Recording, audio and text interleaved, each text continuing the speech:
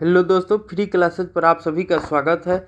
आज हम NCERT class 8 के विज्ञान विषय के अध्याय 5 पौधे एवं जंतुओं का संरक्षण के बारे में पढ़ेंगे, जिसे हम लोग अंग्रेजी में conservation of plants and animals बोलते हैं। अगर और भी कक्षाओं का वीडियो आपको देखना हो तो आप हमारे यूट्यूब चैनल फ्री क्लासेस 504 पर जाकर देख सकते हैं। और भी अध्यायों को भी बेहतर तरीके से पढ़ाया गया है, तो उम्मीद है आपको भी पसंद आएंगे। तो आइए आज हम अध्याय 5 को शुरू करते हैं और हमसे क्या क्या कह रहा है इस अध्याय में, इसके बारे में हम लोग देखते हैं। तो सबसे पहले यहाँ आता है पौधे एवं जंतुओं का संरक्षण। तो संरक्षण का मतलब क्या होता है? तो संरक्षण का कि जब हम किसी चीज़ को रक्षा करते हैं या उसकी रक्षा के लिए या उसको जीवन यापिका के लिए वैसे सराउंडिंग या वातावरण उपलब्ध कराते हैं, तो हम कह सकते हैं कि हम उसका संरक्षण कर रहे हैं। तो कुछ हमारे देश में बहुत सारे ऐसे क्षेत्र हैं जो संरक्षित क्षेत्र है। तो संरक्षित क्षेत्र का मतलब हो जाता है कि वह क्षेत्र जब हम प्राकृतिक, पर्यावरणीय एवं सांस्कृतिक दृष्टिकोण से जब हम उन क्षेत्रों की रक्षा करते हैं तो हमारा संरक्षण कहलाता है या संरक्षण क्षेत्र कहलाता है।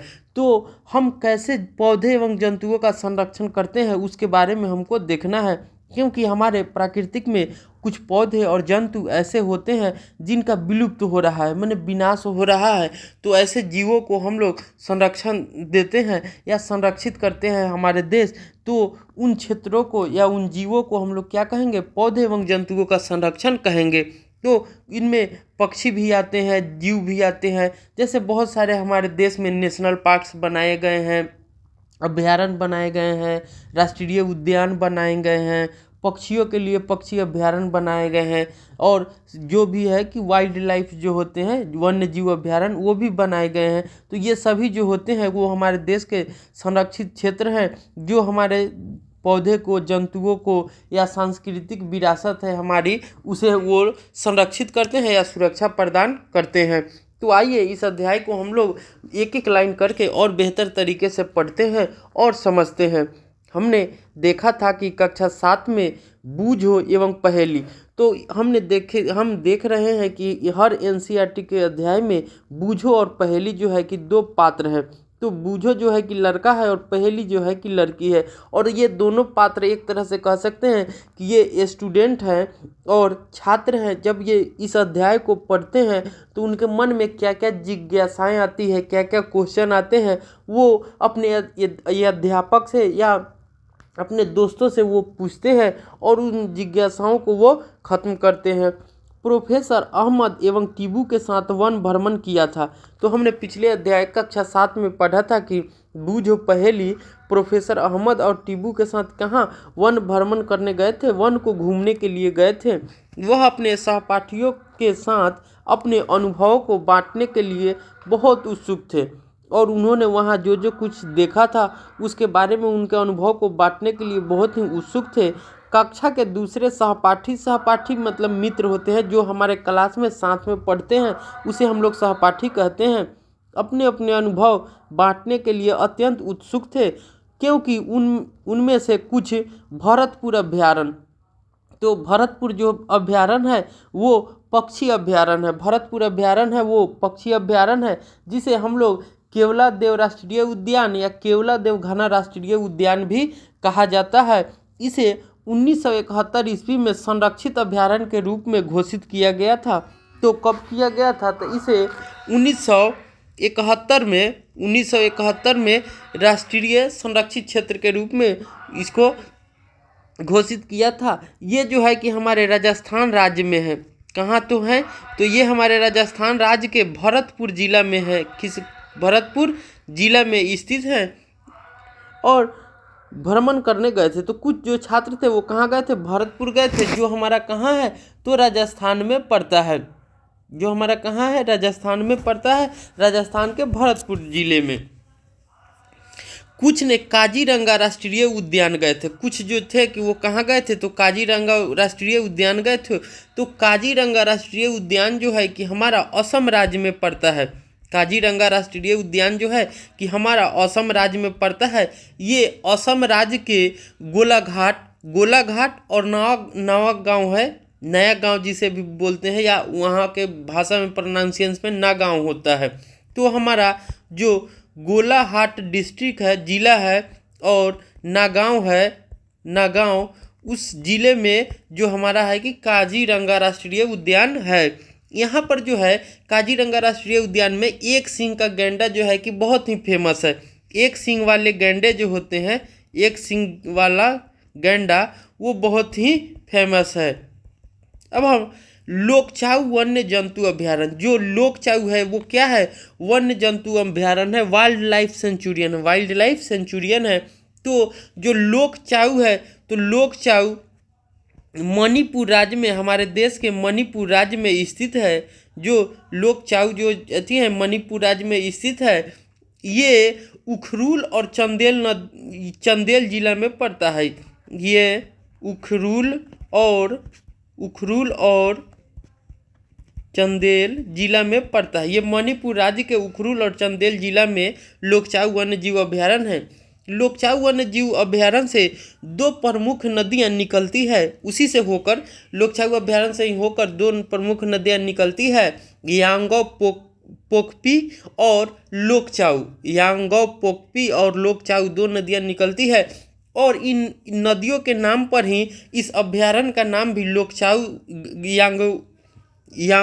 यांगोपोकी लोकचाऊ वन्य जंतु अभ्यारण्य, या इसे सिर्फ लोकचाऊ वन्य जंतु अभ्यारण्य भी कहते हैं।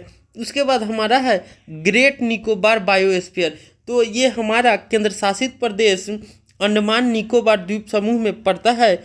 जो हमारा केंद्र शासित प्रदेश है वहाँ पड़ता है, जिसे हम लोग बृहद निकोबार जैव मंडल संरक्षित क्षेत्र, जिसे बृहद निकोबार जैव मंडल संरक्षित क्षेत्र भी, बायोस्फीयर भी कहते हैं। बाघ संरक्षित क्षेत्र इत्यादि के बारे में सुना था, और बाघ संरक्षित क्षेत्र के बारे में भी बच्चों ने सुना था।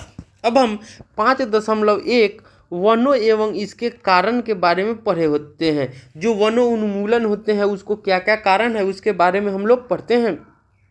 तो सबसे पहले जान ले कि वनों उन्मूलन क्या होते हैं। तो जब हम अपनी सुविधाओं के लिए जब वृक्षों का दहन करते हैं या वहन करते हैं या काट देते हैं और उनके अस्तित्व को ख़त्म कर देते हैं, तो वैसी प्रक्रिया जो है कि वन उन्मूलन कहलाती है। जैसे कि हम देखते हैं कि हमारे दैनिक जीवन में हम अपने घरों में उपयोग के लिए या कारखानों में उपयोग के लिए लकड़ियों को काट देते हैं, या कृषि कार्य करने के लिए, खेती बनाने के लिए हम उन पेड़ों को काट देते हैं, या ईंधन के रूप में उपयोग करने के लिए हम पेड़ों को काटते हैं। तो ऐसी जब प्रक्रियाएं हमारे वातावरण में होती है वो वन उन्मूलन कहलाती है। और इसके क्या कारण है, तो यही सब हम लोग अपने घरेलू यूजों के लिए या कृषि के लिए या फर्नीचर के लिए या ईंधन के लिए हम उन पेड़ों को काट देते हैं। तो आइए इसको एक एक लाइन करके हम विस्तृत तरीके से और पढ़ते हैं। हमारी पृथ्वी पर नाना प्रकार के पौधे हैं, माने हमारे पृथ्वी पर बहुत सारी प्रकार के पौधे एवं जंतु पाए जाते हैं। ये मानव जाति के अस्तित्व एवं भली प्रकार से रहने के लिए आवश्यक होते हैं। जो हम लोग मानव जाति हैं उसके अस्तित्व के लिए ही बहुत ही जरूरी है। आज इन जीवों के अस्तित्व के लिए वनोन्मूलन एक बड़ा खतरा बन गया है। आज इन जीवों के अस्तित्व के लिए, माने जीवन यापन के लिए जो वनोन्मूलन है वो बहुत ही बड़ा खतरा बन चुका है। हम जानते हैं कि वनोन्मूलन का अर्थ है वनों को समाप्त करने पर प्राप्त भूमि का अन्य कार्यों में उपयोग करना। जैसा कि हम समझते हैं कि जो इसका मूल्य अर्थ है वनोन्मूलन का, वह है कि वनों को समाप्त करने पर प्राप्त भूमि का अन्य कार्यों में उपयोग करना। वन में वृक्षों की कटाई निम्न उद्देश्य से की जाती है। जो वनों में वृक्ष की कटाई हम लोग करते हैं वो निम्न उद्देश्य से करते हैं। कृषि के लिए भूमि प्राप्त करना, घरों एवं कारखानों का निर्माण करना, फर्नीचर बनाने अथवा लकड़ी का ईंधन के रूप में उपयोग करने के लिए हम उन वृक्षों की कटाई करते हैं। दावानल एवं भीषण सूखा भी वनोन्मूलन के कुछ प्राकृतिक कारण हैं, नेचुरल कॉजेज। जैसे कि दावानल और भीषण सूखा भी पड़ रहा है, वो भी हमारा प्राकृतिक के जो वनों की कटाई करते हैं उसके कारण ही होता है। अब हम आगे देखते हैं 5.2 वनोन्मूलन के परिणाम, इसके क्या क्या परिणाम हो सकते हैं उसके बारे में हम लोग चर्चा करते हैं। पहेली एवं बूझों ने वनोन्मूलन के परिणाम याद करने का प्रयास किया। उन्हें स्मरण हुआ कि वनोन्मूलन से पृथ्वी पर जो ताप होते हैं एवं प्रदूषण के स्तर में वृद्धि होती है। जब हम वृक्षों की कटाई कर देते हैं तो हमारा पृथ्वी का जो ताप है वो बढ़ने लगता है और प्रदूषण के स्तर में भी वृद्धि होती है। इससे वायुमंडल में कार्बन डाइऑक्साइड CO2 का स्तर बढ़ता है। भौम जल स्तर का भी निम्नीकरण हो जाता है और भौम जल स्तर जो होते हैं वो निम्नीकरण होते हैं, घटने लगते हैं, क्योंकि जो मिट्टी होती है वो वर्षा के जल को ऑब्जर्व नहीं कर पाती है और शोषण नहीं कर पाती है। उन्हें पता है कि वनोन्मूलन से प्राकृतिक संतुलन भी प्रभावित होता है। जो हमारे नेचुरल बैलेंस होते हैं, जो प्राकृतिक में एक चक्र चलता रहता है, वो भी अनबैलेंस हो जाते हैं, असंतुलित हो जाते हैं। प्रोफेसर अहमद ने उन्हें बताया था कि यदि वृक्षों की इसी प्रकार अनवरत माने लगातार कटाई चलती रहे तो वर्षा एवं भूमि की उर्वरता में कमी आ जाएगी। अगर वृक्षों की जो कटाई है अगर इसी तरह से हम लगातार करते रहे तो क्या होगी, वर्षा एवं भूमि की उर्वरता में उपजाऊ में भी कमी आ जाएगी। इसके अतिरिक्त बाढ़, सूखे जैसी प्राकृतिक आपदाओं की संभावना बढ़ जाती है। याद कीजिए कि प्रकाश संश्लेषण की क्रिया में पौधे को भोजन बनाने के लिए कार्बन डाइऑक्साइड की आवश्यकता होती है। तो हमने पिछले भी अध्यायों में देखा था या पिछली कक्षाओं में भी पढ़ा था कि प्रकाश संश्लेषण के लिए पौधे भोजन बनाने के लिए CO2 को ऑब्जर्व करते हैं, कार्बन डाइऑक्साइड की उन्हें आवश्यकता होती है। कम वृक्षों का अर्थ है कार्बन डाइऑक्साइड के उपयोग में कमी आना। कम वृक्षों का होने का अर्थ क्या हो जाता है, तो कार्बन डाइऑक्साइड के उपयोग में कमी आना, जिससे वायुमंडल में इसकी मात्रा बढ़ जाती है, क्योंकि कार्बन डाइऑक्साइड पृथ्वी द्वारा उत्सर्जित ऊष्मीय विकिरणों का प्रग्रहण कर लेती है। क्योंकि जो उससे जो रेडिएशन निकलते हैं वो पृथ्वी द्वारा उत्सर्जित ऊष्मीय विकिरण का अब प्रग्रहण कर लेते हैं, अतः इसकी मात्रा में जो होती है वो वृद्धि हो जाती है, जो हमारे विश्व ग्लोबल वार्मिंग को होता है। पर इसके परिणाम स्वरूप क्या हो जाता है, जब CO2 की मात्रा अधिक बढ़ने लगेगी हमारी पृथ्वी पे तो वो विश्व उष्णन या ग्लोबल वार्मिंग होता है। पृथ्वी के ताप में वृद्धि के जल चक्र का संतुलन बिगड़ता है और पृथ्वी के ताप में वृद्धि के जल चक्र का संतुलन भी बिगड़ता है और वर्षा दर में कमी आती है। और वर्षा क्या होगा कि बहुत दिनों बाद आएगी या उसमें कमी आ जाती है, जिसके कारण सूखा भी होने लगता है। मृदा के गुणों में परिवर्तन आने का मुख्य कारण वनोन्मूलन है। जो हम वृक्षों की कटाई करते हैं तो वही सबसे मेन कारण है मिट्टी के गुणों में परिवर्तन आने का। किसी क्षेत्र की मृदा के भौतिक गुणों पर वृक्षारोपण और वनस्पति का प्रभाव पड़ता है। भूमि पर वृक्षों की कमी होने से मृदा अपरदन अधिक होती है। जब भूमि पर वृक्ष की कमी होने लगेगी तो मिट्टी का अपरदन होने लगता है। मतलब जब बारिश होगी तो मिट्टी क्या होगा, मिट्टी की ऊपरी जो परत होगी वो बहकर पानी के साथ बहाव के साथ चला जाएगा, जो मिट्टी अपरदन कहलाता है। मृदा की ऊपरी परत हटाने से नीचे की जो मिट्टी की अगर ऊपरी परत हट जाएगी तो नीचे की कठोर चट्टानें दिखाई देने लगती है।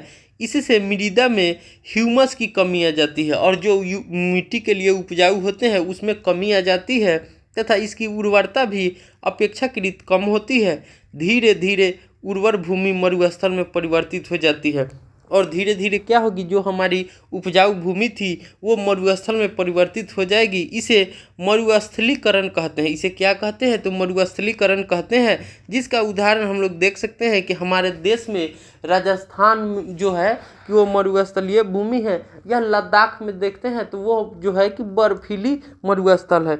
वो बर्फ़ से जो जल से जमा हुआ बर्फ़ होते हैं वो भी एक मरुस्थल का ही रूप है। लेकिन जो मरु का मतलब हो जाता है मरु का मतलब हुआ मृत और स्थल का मतलब हो जाता है भूमि, तो मरुस्थल का मतलब हो जाएगा कि जो भूमि उपजाऊ है अनुपजाऊ है। जैसे कि हम देख सकते हैं कि अधिकांश क्षेत्र जो राजस्थान के हमारे राज्य के हैं वो मरुस्थल में ही आते हैं। वनोन्मूलन से मृदा की जल धारणा क्षमता तथा भूमि की ऊपरी सतह से जल के नीचे की ओर अंतःस्रवण पर भी विपरीत प्रभाव पड़ता है। जो हमारे वनोन्मूलन होते हैं उनसे मृदा की जल धारणा क्षमता, भूमि की ऊपरी सतह से जल के नीचे की ओर अंतःस्रवण की प्रक्रिया जो होगी उसके विपरीत होने लगती है, जिसके परिणाम स्वरूप बाढ़ आ जाएगी। क्या हो जाएगी? बाढ़ आने लगती है। मृदा के अन्य गुण जैसे पोषक तत्व, गठन इत्यादि भी वनोन्मूलन के कारण प्रभावित होते हैं। हमने कक्षा 7 में पढ़ा था कि वनों से हमें अनेक उत्पाद प्राप्त होते हैं। हमने पिछले अध्याय कक्षाओं में पढ़ा था कि वन जो होते हैं कि हमें बहुत सारे प्रोडक्ट देते हैं, उत्पाद देते हैं। इन उत्पादों की सूची बनाइए। जैसे कि हमने देखा था, ये हमें गोंद देते हैं, फल देते हैं, औषधि भी देते हैं, ईंधन भी देते हैं। तो बहुत सारे उत्पादों को वो हम लोग प्राप्त करते हैं। यदि हम वृक्षों की निरंतर कटाई करते रहें तो क्या हमें इन उत्पादों की कमी का सामना करना पड़ेगा? तो हाँ, हमें लोगों को करना, अगर इसी तरह से वृक्षों की कटाई होती रहे तो हाँ, हम लोगों को इन उत्पादों की जो कमी होगी उसका सामना करना पड़ेगा। अब हम आगे 5.3 वन्य एवं वन्य प्राणियों का संरक्षण देखते हैं। जो हमारे पास वन होते हैं उनकी हम लोग संरक्षण कैसे करें, या उन वनों में रहने वाले वन्य प्राणियों का संरक्षण कैसे करें, उसके बारे में हम लोग देखते हैं और विस्तृत जानकारी लेते हैं। वनोन्मूलन के प्रभाव जानने के पश्चात पहेली एवं बूझो चिंतित थे। जब ये दोनों स्टूडेंट के इस तरह की बातें सुनने को मिली तो वो बहुत चिंतित होने लगे। वे प्रोफेसर अहमद के पास गए तथा उन्होंने पूछा कि वन एवं वन प्राणियों को किस प्रकार बचाया जा सकता है। तो ये दोनों जो विद्यार्थी थे वो अपने टीचर के पास गए, शिक्षक के पास गए, प्रोफेसर अहमद के पास, और उन्होंने पूछा कि सर वन एवं वन प्राणियों को किस प्रकार बचाया जा सकता है। तो प्रोफेसर अहमद ने पहेली बूझो एवं उनके सहपाठियों के लिए जैव संरक्षित क्षेत्र के भ्रमण का आयोजन किया। तो उन्होंने जैव जो संरक्षित क्षेत्र होते हैं उसके भ्रमण का आयोजन किया। इसके लिए उन्होंने पंचमढ़ी जैव मंडलीय संरक्षित नामक क्षेत्र को चुना, और उन्होंने जो पंचमढ़ी जैव मंडलीय संरक्षित क्षेत्र थे वहाँ जाने का उन्होंने प्लान बनाया। वे जानते थे कि इस क्षेत्र के पौधे एवं जंतु ऊपरी हिमालय की श्रृंखलाओं एवं निचली पश्चिमी घाटी के समान है। वो जानते थे कि जो पंचमढ़ी जैव मंडलीय संरक्षित क्षेत्र के जो क्षेत्र होते थे वे पौधे एवं जंतु ऊपरी हिमालय की श्रृंखलाओं एवं निचले पश्चिमी घाट के सामान्य है। जैसे कि पश्चिमी घाट जो होते हैं कि हमारे इंडिया के जो दक्षिणी छोर होते हैं, दक्षिणी छोर वो जो होते हैं जैसे केरल का, वो हमारा पश्चिमी तट कहलाते हैं। क्या कहलाते हैं? पश्चिमी तट कहलाते हैं। और जो तमिलनाडु के साइड से ऊपर होते हैं वो कोरोमंडल तट में आते हैं या कोरोमंडल कहलाते हैं। प्रोफेसर अहमद का विश्वास है कि इस क्षेत्र की जैव विविधता अनूठी है। उन्होंने वन कर्मचारी श्री माधव जी से जैव मंडलीय संरक्षित क्षेत्र में बच्चों का मार्गनिर्देशन करने का अनुरोध किया। उन्होंने बताया कि जैविक महत्व के क्षेत्रों का संरक्षण हमारी राष्ट्रीय परंपरा का एक भाग है। जो हमारे राष्ट्रीय संरक्षण क्षेत्र है, जैविक क्षेत्र है, वो हमारी राष्ट्रीय परंपरा का ही एक भाग है। जैव मंडल पृथ्वी का वह भाग है जिसमें सजीव पाए जाते हैं अथवा जो जीवन यापन के योग्य हों। जैव विविधता का अर्थ है पृथ्वी पर उगाए जाने वाले विभिन्न जीवों की प्रजातियां, उनके पारस्परिक संबंध एवं पर्यावरण से उनका संबंध। तो यहाँ पर एक वर्ड आता है जैविक विविधता, बायोडाइवर्सिटी। इसको हम लोग अंग्रेजी में क्या कहते हैं? बायोडाइवर्सिटी या जैविक विविधता। तो इसका मतलब होता है कि जब हम पृथ्वी पर पाए जाने वाले, जो हम लोग जहाँ रहते हैं वहाँ पाए जाने वाले विभिन्न प्रकार के जीव रहते हैं एवं प्रजातियाँ उनकी होती है, तो उनके बीच क्या उनके पारस्परिक संबंध है या पर्यावरण से उनका कैसा संबंध है, तो उनको इस संबंध को हम लोग जैविक विविधता कहते हैं। माधव जी ने बच्चों को समझाया कि हमारे व्यक्तिगत प्रयासों एवं समाज के प्रयासों के अतिरिक्त सरकारी एजेंसियां भी वनों एवं वन्य जंतुओं की सुरक्षा हेतु कार्यरत करते हैं। जैसे कि हम देखते हैं कि हम लोग जो व्यक्तिगत जो प्रयास करते हैं या समाज जो प्रयास करते हैं, इसके अतिरिक्त जो सरकारी एजेंसियां होती है जो सरकार के अंडर आती है, वह भी वनों एवं वन्य जंतुओं की सुरक्षा के लिए, रक्षा के लिए कार्य करती है। सरकार उनकी सुरक्षा एवं संरक्षण हेतु नियम, विधियां एवं नीतियां बनाती है। सरकार भी उनके संरक्षण के लिए नियम, विधियां और नीतियां बनाती है। वन्य जंतु अभयारण्य, राष्ट्रीय उद्यान, जैव मंडल संरक्षित क्षेत्र इत्यादि पौधे एवं जंतुओं के लिए संरक्षित क्षेत्र एवं सुरक्षित क्षेत्र है। वनस्पति जात और प्राणी जात और उनके आवासों के संरक्षण हेतु संरक्षित क्षेत्र चिन्हित कीजिए, जिन्हें वन्य जीव अभयारण्य कहते हैं या राष्ट्रीय उद्यान अथवा और जैव मंडल आरक्षित क्षेत्र कहते हैं। तो यहाँ जो राष्ट्रीय उद्यान है या वन्य जीव अभयारण्य है या जैव मंडल आरक्षित क्षेत्र है वो किसे कहते हैं? तो जब हम वनस्पति जात और प्राणी जात और उनके आवासों के संरक्षण हेतु जो क्षेत्र को संरक्षित करते हैं या चिन्हित करते हैं उन्हें हम लोग वन्य जीव अभयारण्य या राष्ट्रीय उद्यान या जैव मंडल आरक्षित क्षेत्र कहते हैं। वृक्षारोपण, कृषि, चारागाह, वृक्षों की कटाई, शिकार, खाल प्राप्त करने हेतु शिकार, पोजिंग इन क्षेत्रों से निषिद्ध है। जो इस तरह के होते हैं कृषि, चारागाह, जो वृक्षों को काटते हैं या शिकार करते हैं या खाल प्राप्त करने के लिए जो शिकारी जंतुओं को मारते हैं, ऐसे लोगों को इन क्षेत्रों में प्रतिबंधित है। ऐसे लोग उस क्षेत्रों में नहीं कर सकते हैं। अब हमारा है वन्य जीव अभयारण्य, वह क्षेत्र जहां जंतु एवं उनके आवास किसी भी प्रकार के विक्षोभ से सुरक्षित रहते हैं। तो वन्य जीव अभयारण्य क्या है? तो वह क्षेत्र है जहां जंतु उनके आवास में किसी भी प्रकार से सुरक्षित रहते हैं, वो वन्य जीव अभयारण्य कहलाते हैं। अब हमारा आगे है राष्ट्रीय उद्यान। तो वन्य जंतुओं के लिए आरक्षित क्षेत्र जहां वह स्वतंत्र रूप से आवास एवं प्राकृतिक संसाधनों का उपयोग कर सकते हैं, राष्ट्रीय उद्यान कहलाते हैं। तो राष्ट्रीय उद्यान क्या है?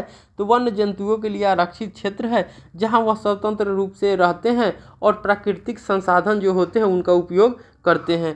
जैव मंडल आरक्षित क्षेत्र वन्य जीवन, पौधे और जंतु संसाधनों और उस क्षेत्र के आदिवासियों के पारंपरिक ढंग से जीवन यापन हेतु विशाल संरक्षित जो क्षेत्र होते हैं वह जैव मंडल आरक्षित क्षेत्र कहलाते हैं। अब हम जैव मंडल आरक्षण क्या होता है उसके बारे में हम लोग देखते हैं। जैव मंडल आरक्षण बायोस्फीयर रिजर्वेशन। प्रोफेसर अहमद एवं माधव जी के साथ बच्चों ने जैव मंडल आरक्षित क्षेत्र में प्रवेश किया। माधव जी ने समझाया कि जैव विविधता के संरक्षण के उद्देश्य से जैव मंडल आरक्षित क्षेत्र बनाए जाते हैं। तो हम देखते हैं कि जैव जो विविधता होती है उसके संरक्षण के लिए जैव मंडल आरक्षित क्षेत्र बनाए जाते हैं। जैसा कि आप जानते हैं कि जैव विविधता का अर्थ है किसी क्षेत्र विशेष में पाए जाने वाले सभी पौधे, जंतुओं और सूक्ष्म जीवों की विभिन्न प्रजाति। किसी क्षेत्र का जैव मंडल आरक्षित क्षेत्र उस क्षेत्र की जैव विविधता एवं संस्कृति को बनाए रखने में सहायक होता है। तो जैव मंडल आरक्षित जो क्षेत्र होते हैं वह उस क्षेत्र की जैविक जो विविधता होती है, बायोडाइवर्सिटी होती है, और वो कल्चरल जो होते हैं उसकी जो सर्कल होती है, वो साइकिल होती है, वो चक्र बनाए रखने में सहायक होते हैं। किसी जैव मंडल आरक्षित क्षेत्र के अंतर्गत अन्य संरक्षित क्षेत्र भी हो सकते हैं। तो किसी जो जैव मंडल है वह आरक्षित क्षेत्र के अंतर्गत आ रहा है तो उसमें अन्य संरक्षित क्षेत्र भी हो सकते हैं। जैसे पंचमढ़ी जैव मंडल आरक्षित क्षेत्र में सतपुरा नामक एक राष्ट्रीय उद्यान एवं तथा बोरी, पंचमढ़ी नामक 2 वन्य जंतु अभयारण्य आते हैं। तो हमने देख सकते हैं कि जैसे पंचमढ़ी जो जैव मंडल है आरक्षित क्षेत्र है उसमें सतपुरा नामक राष्ट्रीय एक उद्यान है, सतपुरा नामक राष्ट्रीय उद्यान भी है। उसमें बोरी और पंचमढ़ी नामक 2 वन्य जंतु अभयारण्य है। तो एक पंचमढ़ी क्या है? जैव मंडल आरक्षित क्षेत्र है, उसमें सतपुरा नामक एक राष्ट्रीय उद्यान भी है और बोरी और पंचमढ़ी नामक 2 वन्य जंतु अभयारण्य आते हैं। अब हमारा सारणी 5.1 में संरक्षण हेतु सुरक्षित क्षेत्र, जो संरक्षण हेतु सुरक्षित क्षेत्र है उसके बारे में हमको जिक्र करना है। जैसा कि हम देख सकते हैं यहाँ हमारा संरक्षित क्षेत्र है हमारा, उसके बाद राष्ट्रीय उद्यान है, वन्य जंतु अभयारण्य है और जैव मंडल आरक्षित क्षेत्र है। तो मेरे ज़िले में, तो आपके ज़िले में जो राष्ट्रीय उद्यान होंगे, वन्य जंतु अभयारण्य होंगे या जैव मंडल आरक्षित क्षेत्र होंगे उसके बारे में आपको लिखना है। अगर मेरे प्रदेश का मतलब हो जाता है राज्य में तो आपके राज्य में जो जो राष्ट्रीय उद्यान होंगे, वन्य जंतु अभ्यारण्य होंगे या जैव मंडल आरक्षित क्षेत्र होंगे, उसको नाम लिखना है और सारणी में लिखना है मेरे देश। तो हम लोग जिस देश में रहते हैं उस देश में कितने राष्ट्रीय उद्यान है उसको लिखना है, वन्य जंतु अभ्यारण्य है, जैव मंडल आरक्षित क्षेत्र है, उन सबों को सारणी में लिखना है। जैसा कि आप चित्र 5.1 में देख सकते हैं, ये हमारा पंचमढ़ी का जैव मंडल आरक्षित क्षेत्र है। ये क्या है? तो पंचमढ़ी का जो आरक्षित क्षेत्र है। जैसा कि हम देख सकते हैं, बोरी और पंचमढ़ी क्या था? तो दो वन्य जंतु अभ्यारण्य थे। तो यहाँ पंचमढ़ी है और यहाँ हमारा क्या है? बोरी अभ्यारण्य है। और ये सभी जो है कि ये सभी जो एरिया हैं, ये सभी क्या है? तो संरक्षित क्षेत्र हैं। ये यहाँ हमारा पंचमढ़ी अभ्यारण्य है या और यहाँ क्या है? तो बीच में हम देख रहे हैं कि जो ये है हमारा राष्ट्रीय सतपुरा राष्ट्रीय उद्यान है। क्या है? सतपुरा राष्ट्रीय उद्यान है। अब हम 5.5 पेड़ पौधे एवं जीव जंतु के बारे में पढ़ेंगे। बच्चों ने भ्रमण करते समय जैव मंडल आरक्षित क्षेत्र की हरियाली संपदा की प्रशंसा की। जब बच्चे वह भ्रमण कर रहे थे, घूम रहे थे, तो जैव मंडल में हरी हरी हरियाली थी और जीवों से भरी हुई चहल पहल को देखकर बच्चों को बहुत ही अच्छा लगा और उन्होंने हरियाली संपदा की प्रशंसा भी की कि वे लंबे लंबे सागौन के वृक्ष एवं वन्य प्राणियों को देखकर प्रसन्न थे। जब उन्होंने लंबे लंबे सागौन के पौधे देखे और वन्य प्राणियों को देखे तो उनका मन जो था कि प्रसन्न था। पहेली ने अचानक एक खरगोश देखा और उसे पकड़ने का प्रयास किया। वह उसके पीछे दौड़ने लगी। प्रोफेसर अहमद ने उसे रोका। उन्होंने समझाया कि जंतु अपने आवास में प्रसन्न रहते हैं, हमें उनको परेशान नहीं करना चाहिए। माधव जी ने समझाया कि कुछ जंतु एवं पौधे एक क्षेत्र में विशेष में पाए जाते हैं।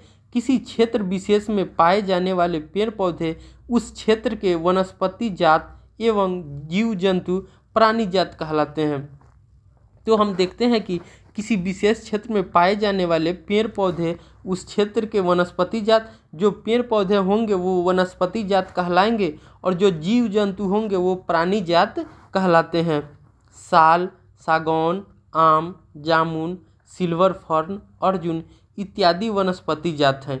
ये सभी जो पौधे हैं वो सभी वनस्पति जात हैं। जबकि चिंकारा, नीलगाय, बार्किंग, हिरन, चीतल, तेंदुआ, जंगली कुत्ता, भेड़िया इत्यादि जो होते हैं वो सभी प्राणी जात हैं। ये सभी क्या हैं? तो प्राणी जात हैं। जैसा कि चित्र में हम देख सकते हैं, ये हमारा क्या है? तो जंगली कुत्ता है। ये हमारा क्या है? हिरन है। ये हम देख सकते हैं तो ये हमारा क्या है? भेड़िया है। ये हमारा ये तेंदुआ है। ये क्या है? तो ये फर्न का पौधा है। ये क्या है? फर्न का पौधा है। ये हमारा फर्न का पौधा है। ये हमारा तेंदुआ था, तेंदुआ। ये हमारा क्या है? भेड़िया है, भेड़िया। ये हमारा क्या है? चित्तल है, चित्तल। ये हमारा क्या है? जंगली कुत्ता है, जंगली कुत्ता। और ये हमारा क्या है? तो जामुन का वृक्ष है। क्या है? जामुन का। तो ये सभी जो होंगे ये क्या हो जाएंगे? ये प्राणी जात में आ जाएंगे। ये किस में आ जाएंगे? प्राणी जात में, प्राणी जात। और ये सभी जो होंगे ये किस में आ जाते हैं? तो वनस्पति जात में आ जाएंगे, वनस्पति जात में आ जाते हैं। अब हम 5.6 विशेष क्षेत्रीय प्रजाति, जो विशेष क्षेत्रीय प्रजाति होते हैं क्या होते हैं उसके बारे में हम लोग देखते हैं। बच्चे शीघ्र ही शांतिपूर्वक गहरे वन में प्रविष्ट हो गए। बच्चे एक विशालकाय गिलहरी को देखकर अचंभित रह गए। इस गिलहरी की लंबी फरहरदार पूंछ थी। गिलहरी की क्या थी? तो लंबी फरहरदार पूंछ थी। वे इसके विषय में जानने के लिए बहुत उत्सुक हैं। माधव जी ने बताया कि इसे विशाल गिलहरी कहते हैं। जिसकी लंबी पूंछ फरहरदार पूंछें होती है वो विशाल गिलहरी कहलाती है और यह यहाँ की विशेष क्षेत्रीय स्पीज है। और ये जो है कि यहाँ की विशेष क्षेत्रीय स्पीज है जो क्षेत्र विशेष में ही पाई जाती है। उसी क्षेत्र में इस प्रकार के जो जीव होंगे पाई जाते हैं, उसे हम लोग विशेष क्षेत्रीय जीव कहते हैं या विशेष क्षेत्रीय प्रजाति कहते हैं। पौधे एवं जंतुओं की वह स्पीसीज, पौधे एवं जंतुओं की वह स्पीसीज जो किसी विशेष क्षेत्र में विशिष्ट रूप में पाई जाती है उसे विशेष क्षेत्रीय स्पीसीज कहते हैं।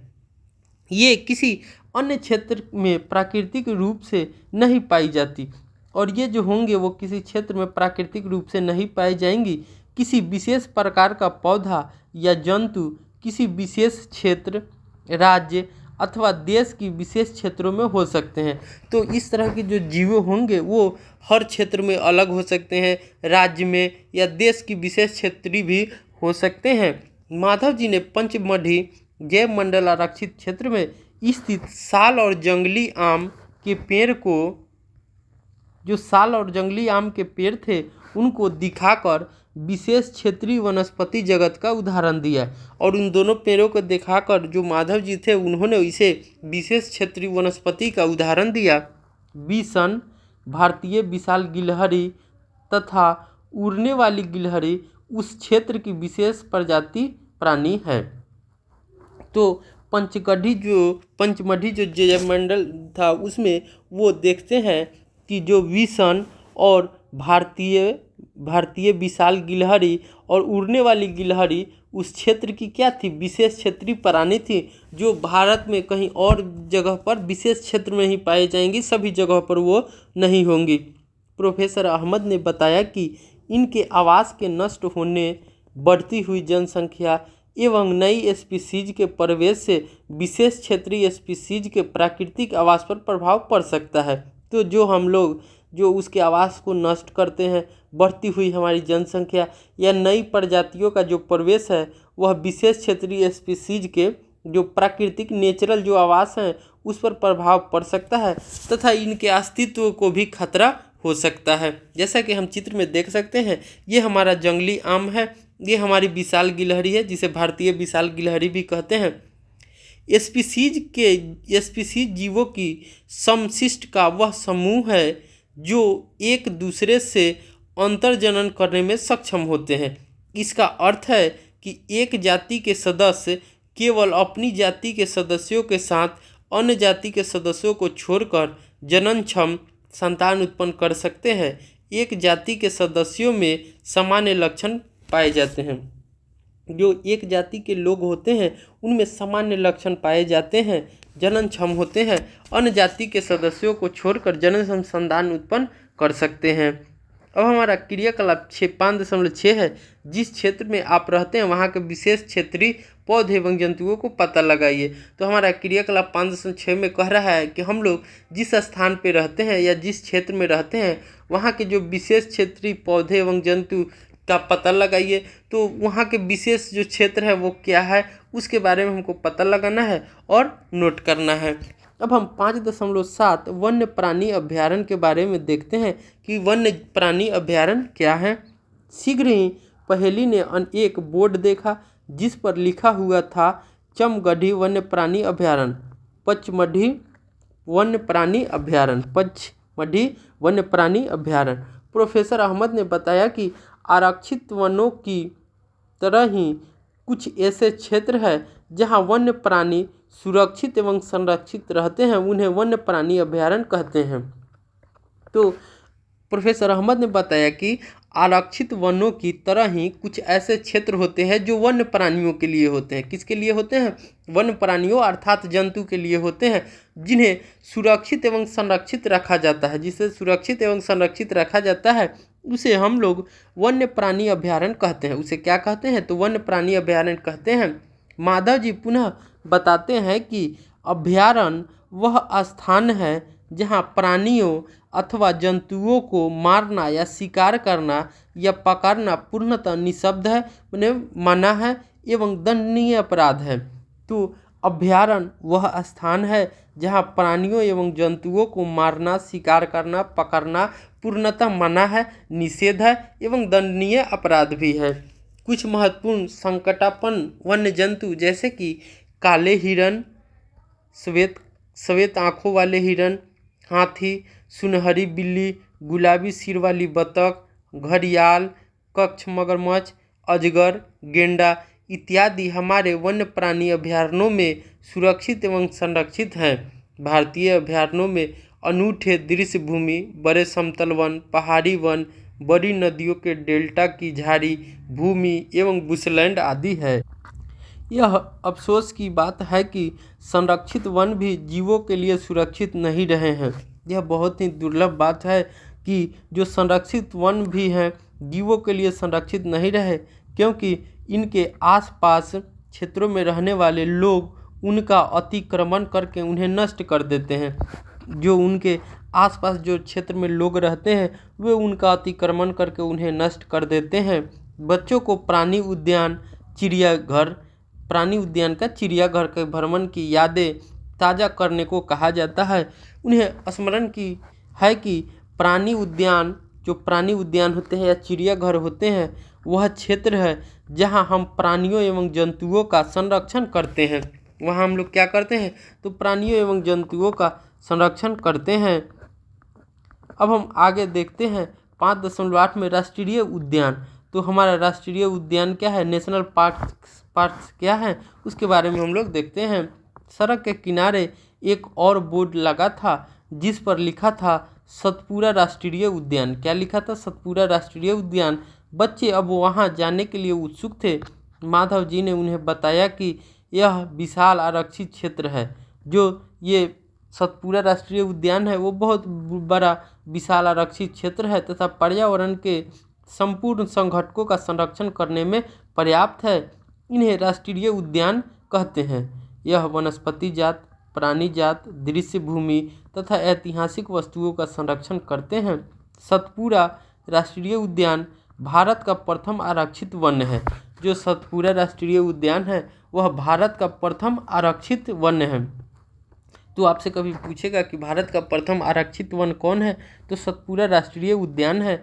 सर्वोत्तम किस्म की टीक सागौन इस वन में मिलती है। जो सर्वोत्तम किस्म की सागौन की लकड़ी होती है वे हमें इसी उद्यान से मिलती है। सतपुरा राष्ट्रीय उद्यान की चट्टाने में आवास भी स्थित है। सतपुरा जो राष्ट्रीय उद्यान है उसके चट्टानों में भी आवास है। यह इन वनों में मनुष्य की गतिविधियों के प्रागैतिहासिक प्रमाण है। जो हमारे प्रागैतिहासिक है, जो हमारे पूर्वजों थे, एसेंट हिस्ट्री में हम लोग पढ़ेंगे प्रागैतिहासिक काल, तो उसमें जो उस समय के जो मनुष्य गतिविधियां थी उसका भी प्रमाण हमको मिलता है, जिससे हमें आदि मानव के जीवन यापन के बारे में पता चलता है। चट्टानों के इन मानव आवासों में कुछ पेंटिंग कलाकृतियां भी मिलती है। पचमढ़ी जैवमंडल संरक्षित क्षेत्र में 55 चट्टान आवास की पहचान की जा चुकी है। कितने आवासों की पहचान की जा चुकी है, तो 55 चट्टान आवासों की पहचान की जा चुकी है। जंतु एवं मनुष्य को इन कलाकृतियों में लड़ते हुए इन कलाकृति है, चित्र है, इसमें जंतु एवं मनुष्य को लड़ते हुए, शिकार करते हुए, नृत्य करते हुए एवं वाद्य यंत्रों को बजाते हुए दर्शाया गया है।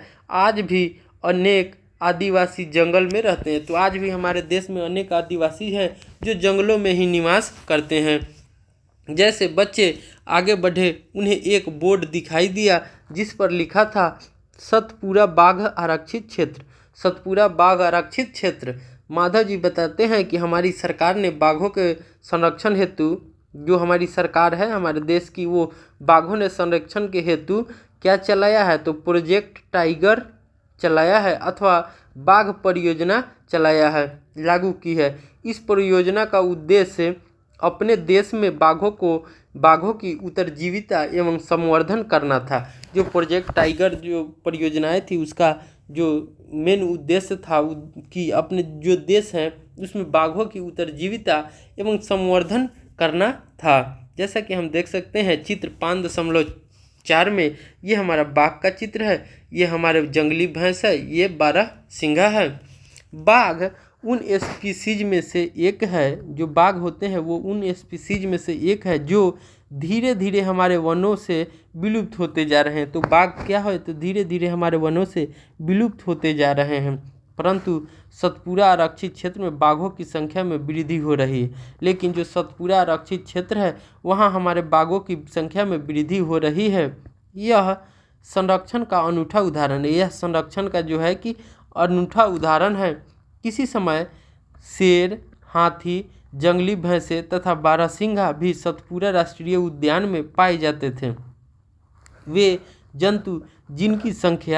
जंतु जिनकी संख्या एक निर्धारित स्तर से कम होती जा रही है और वे विलुप्त हो सकते हैं, संकटापन्न जंतु कहलाते हैं। क्या कहलाते हैं? तो संकटापन्न जंतु कहलाते हैं। बूझों को डायनासोर के विषय में याद दिलाया गया जो लाखों वर्ष पूर्व विलुप्त हो चुके थे। कुछ जीवों के प्राकृतिक आवास में व्यवधान होने से उनके अस्तित्व को खतरा पैदा हो गया है।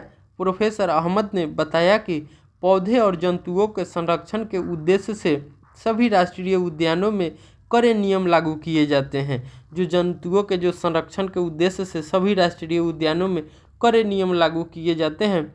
मानवीय गतिविधियाँ जैसे चराना, अवैध शिकार करना, जानवरों को पकड़ना या मारना, जलावन, पौधे की लकड़ी या औषधि पौधे एकत्र करना स्वीकार नहीं है। माधव जी पहली को बताते हैं कि बड़े जंतुओं की अपेक्षा जो छोटे प्राणी है वो विलुप्त होने की संभावना सबसे अधिक होती है।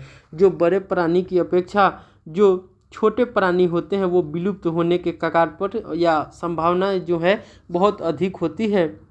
अक्सर हम सांप, मेढक, छिपकली, चमगादड़ तथा उल्लू इत्यादि को निर्दयता से मार डालते हैं। पारितंत्र में उनके महत्व के विषय में सोचते भी नहीं हैं, लेकिन जो पारितंत्र हमारा है उसके विषय में हम सोचते भी नहीं हैं।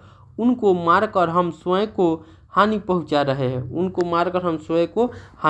रहे हैं। यद्यपि वे आकार में छोटे हैं, परंतु पारितंत्र में उनके योगदान को अनदेखा नहीं किया जा सकता। वे छोटे हैं लेकिन उनके जो पारितंत्र में उनके जो योगदान है उसको हम लोग इग्नोर नहीं कर सकते, अनदेखा नहीं कर सकते हैं। वे आहार जाल एवं आहार श्रृंखला के भाग हैं। जो वे छोटे जीव होते हैं वे आहार जाल एवं आहार श्रृंखला के भाग होते हैं। किसी क्षेत्र के सभी पौधे, प्राणी, सूक्ष्मजीव, अजैव घटकों जैसे जलवायु, मिट्टी, नदी, डेल्टा इत्यादि संयुक्त रूप से किसी पारितंत्र का निर्माण करते हैं। ये सभी जो होते हैं पौधे, प्राणी, सूक्ष्मजीव, अजैव घटक, जलवायु, भूमि, नदी, डेल्टा, ये सभी मिलकर पारितंत्र का निर्माण करते हैं। आगे हम देखते हैं 5.9 में रेड डाटा पुस्तक क्या है? प्रोफेसर अहमद बच्चों को रेड डाटा पुस्तक के विषय में समझाते हैं।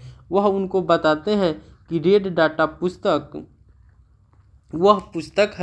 वह पुस्तक है जिसमें सभी संकटापन्न स्पीसीज का रिकॉर्ड रखा जाता है। तो रेड जो बुक होते हैं उसमें जो सभी जो जीव हैं उन जो संकटापन्न में है या संकटापन्न प्रजाति है जो माने ग्रसित होने वाले हैं, विलुप्त होने के कगार पर हैं, तो ऐसे जीवों को हम लोग रेड बुक में रखते हैं। पौधे, जंतुओं एवं अन्य स्पीसीज के लिए अलग अलग रेड डाटा पुस्तकें हैं। तो अलग अलग जो स्पीसीज है जैसे पौधे, जंतु, अन्य स्पीसीज, तो वो सभी के लिए अलग अलग रेड डाटा बुक है। रेड डाटा बुक पुस्तक के विषय में अधिक जानकारी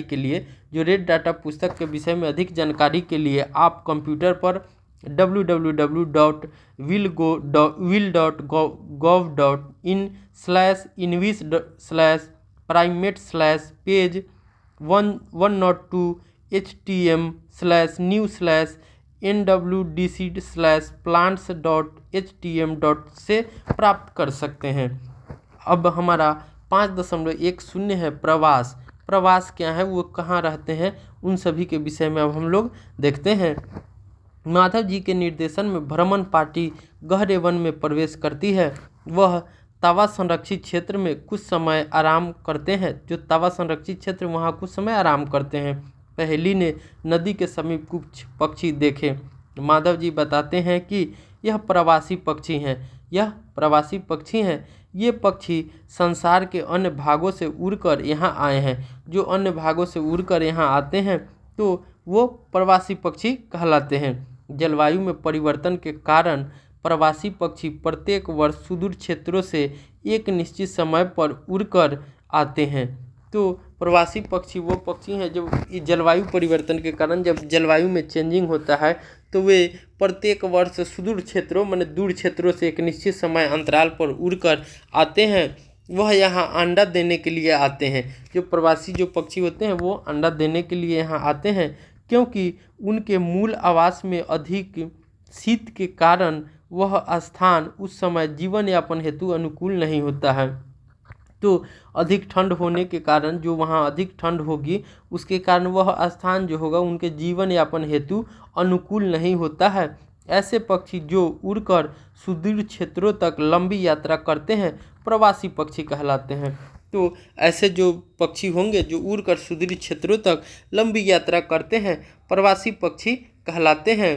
अब हम देखते हैं 5.1 में कागज का पुनः चक्रण, कागज जो होते हैं उनका पुनः चक्रण कैसे होता है उसके बारे में हम लोग देखते हैं। प्रोफेसर अहमद बच्चों का ध्यान वनोन्मूलन के एक और कारण की ओर आकर्षित करते हैं। वह उन्हें बताते हैं कि 1 टन कागज प्राप्त करने के लिए पूर्ण रूपेण विकसित 17 वृक्षों को काटा जाता है। जो 1 टन हम लोगों को अगर कागज प्राप्त करना है तो कम से कम हम लोगों को पूर्ण रूप से विकसित 17 वृक्षों को काटा जाता है।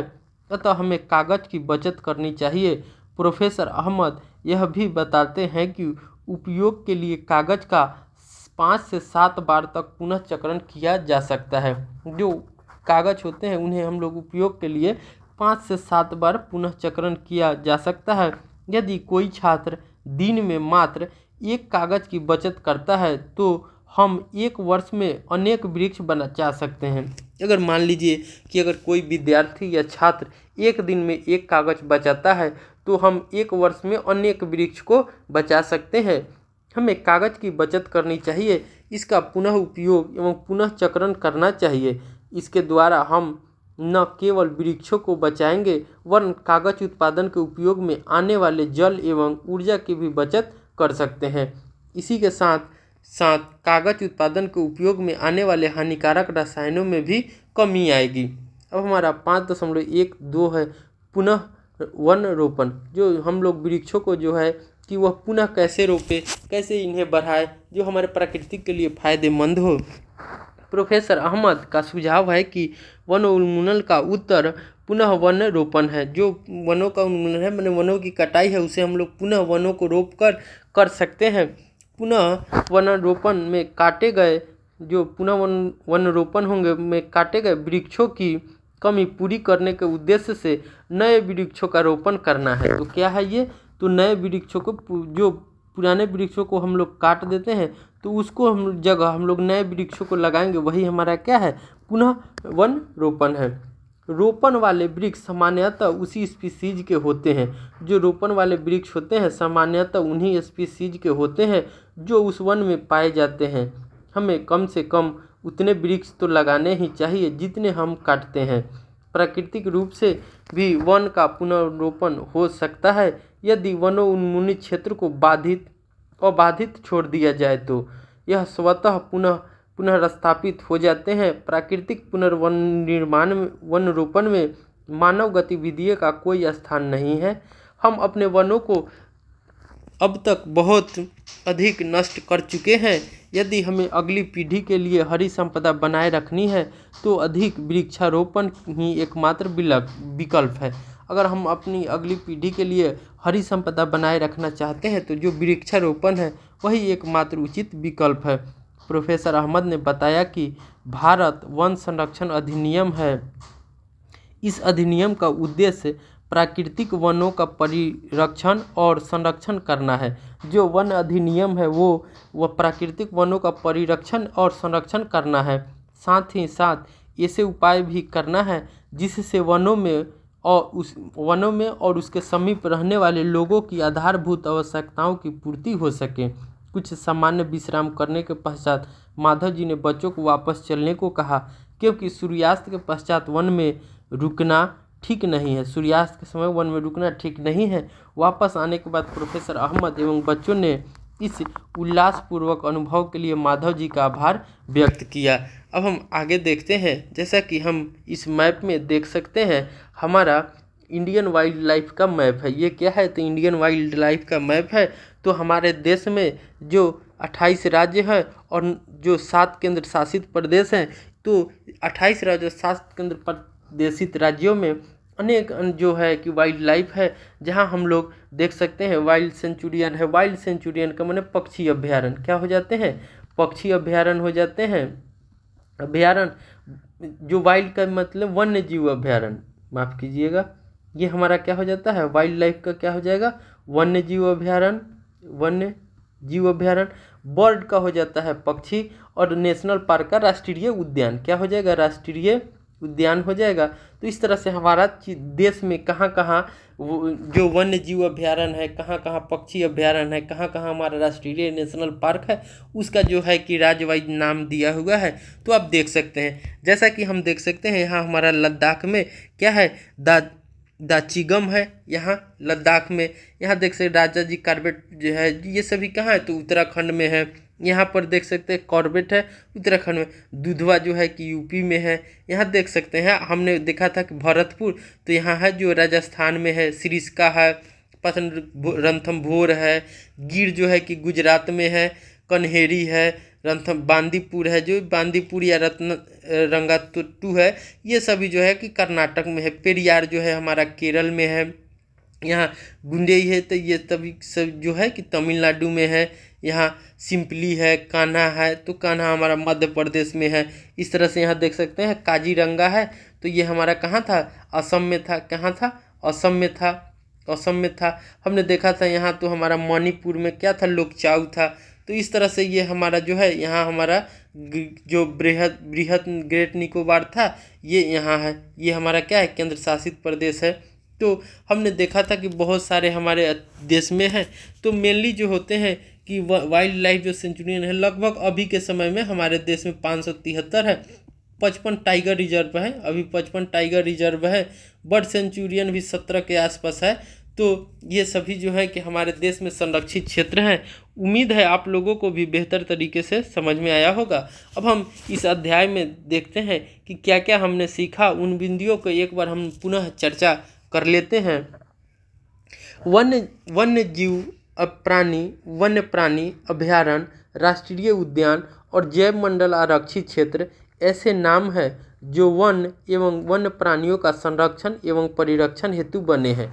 जो वन्य प्राणी होते हैं या वन्य अभ्यारण्य है, राष्ट्रीय उद्यान है या जैव मंडल आरक्षित क्षेत्र है, तो ये ऐसे नाम हैं जो वन एवं वन्य प्राणियों का संरक्षण करते हैं, रक्षा करते हैं और उनके लिए जो भी विपदा है वो ना आए, वो अपने ही आवास में, अपने ही परिवेश में या अपने ही वातावरणीय व पर्यावरणीय क्षेत्र में वो रह सकें। जैव विविधता का अर्थ है किसी विशिष्ट क्षेत्र में पाए जाने वाले सजीवों की विभिन्न किस्में। जो जैविक विविधता है उसका मेन अर्थ होता है कि किसी विशिष्ट क्षेत्र में पाए जाने वाले सजीव की विभिन्न किस्में। जैसे एक ही कोई विशिष्ट क्षेत्र हो जहाँ पर विभिन्न सजीव की किस्में हो तो वो जैविक विविधता कहलाती है। किसी क्षेत्र के सभी पौधे एवं जंतु उस क्षेत्र के वनस्पति जात, किसी भी क्षेत्र के अगर पौधे हैं तो वो क्या कहलाते हैं, वनस्पति जात कहलाते हैं। और जो जंतु होते हैं वो प्राणी जात कहलाते हैं। किसी भी क्षेत्र के सभी पौधे क्या कहलाएंगे, वनस्पति जात कहलाएंगे।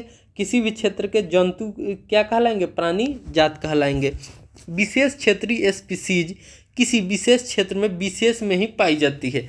जो विशेष क्षेत्रीय स्पीसीज होते हैं, जातियां होती हैं, तो वो किसी क्षेत्र विशेष में ही पाए जाते हैं, वो हर जगह नहीं मिलते हैं।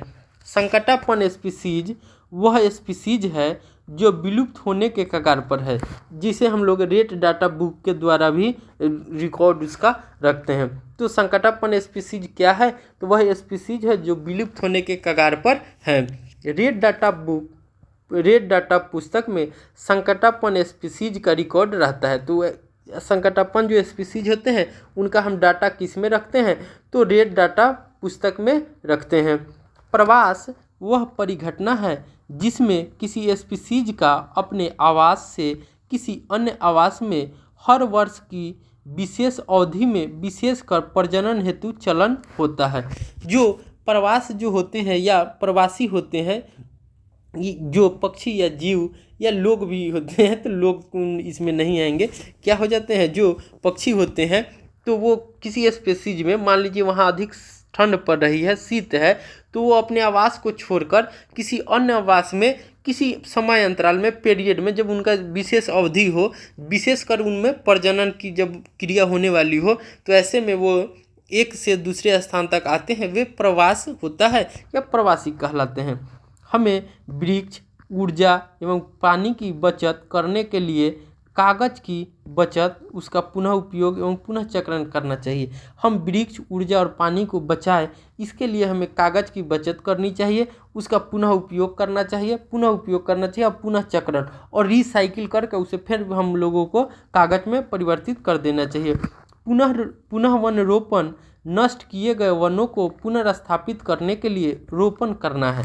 जो पुनः वन रोपण है वो नष्ट किए गए वनों को पुनर्स्थापित पुनः रोपना करने के लिए एक रोपण की प्रक्रिया है। उम्मीद है आप लोगों को बेहतर तरीके से समझ में आया होगा। इस तरह से हमारा अध्याय 5 जो है कि पौधे एवं जंतुओं का संरक्षण समाप्त हो गया। तो उम्मीद है आप लोगों को बेहतर तरीके से समझ में आया होगा।